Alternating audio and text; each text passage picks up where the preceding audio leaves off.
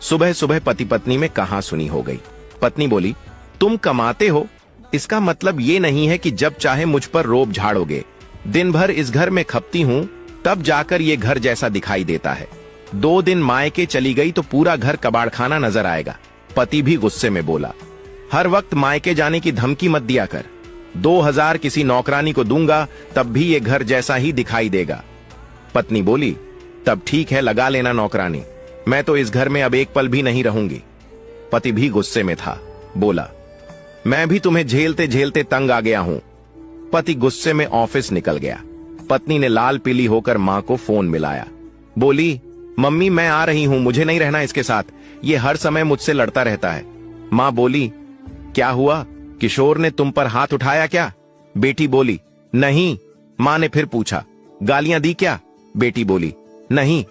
मां गुस्से में बोली, तुमने भी तुम्हारी बहन की तरह ड्रामा शुरू कर दिया क्या? 5 वर्ष से वो तलाक लेकर घर में बैठी है, अभी तक न कोई ढंग का लड़का मिल रहा है, न ही उसकी तेरी भाभी से बन रही है। यहां भी उसके कारण रोज कलह हो रही है। मां आगे बोली, बेटा अब नादानियां छोड़ दे, बड़ी हो जा। शादी कोई गुड्डे गुड़िया का खेल नहीं है कि जब चाहा शादी कर ली, जब चाहा तोड़ दिया। ये नोक झोंक दुनिया के हर पति पत्नी में होती है और इसी तरह जिंदगी गुजर जाती है। नोक झोंक के बाद एक दूसरे को मना लिया करो, रोज प्यार से रहोगे तब भी उब जाओगे। बेटी बोली, तो अब क्या करूं मां, वो तो मुझसे लड़कर गए हैं।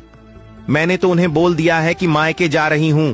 अब अगर मायके नहीं आई तो मेरी बेइज्जती हो जाएगी और वो भी मेरी कदर करना छोड़ देंगे। ऐसा करती हूं, आज तो मायके आ ही जाती हूं, फिर कुछ दिन बाद वापस आ जाऊंगी।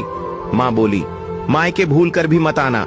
इन छोटी छोटी बातों से दूर होने का मतलब है अपनी जिम्मेदारियों से भागना।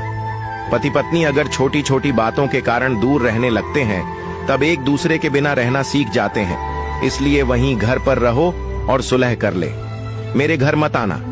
इतना कहकर मम्मी ने फोन काट दिया। उसे मम्मी पर बहुत गुस्सा आ रहा था। वह दोपहर तक यूं ही पड़ी रही, कोई काम नहीं किया। दोपहर बाद गुस्सा कुछ कम हुआ तो उसने सुबह की लड़ाई में अपनी गलतियां खोजनी शुरू की। शांत दिमाग से सोचने पर उसे अपनी बहुत सी गलतियां नजर आई। उसने आइंदा गलतियां न करने की कसम खाई और काम में लग गई। फिर उसने पति की पसंद की 5 से 6 डिश बना डाली। शाम को पति घर आया तो पत्नी ने ऐसे जाहिर किया जैसे कुछ हुआ ही नहीं हो। पति जब खाने की टेबल पर बैठा तो खाने की खुशबू से ही वह खुश हो गया। फिर पति के दिमाग में क्या आया पता नहीं, वह चप्पल पहनकर घर से बाहर निकल गया। वह पति के पीछे भागकर गेट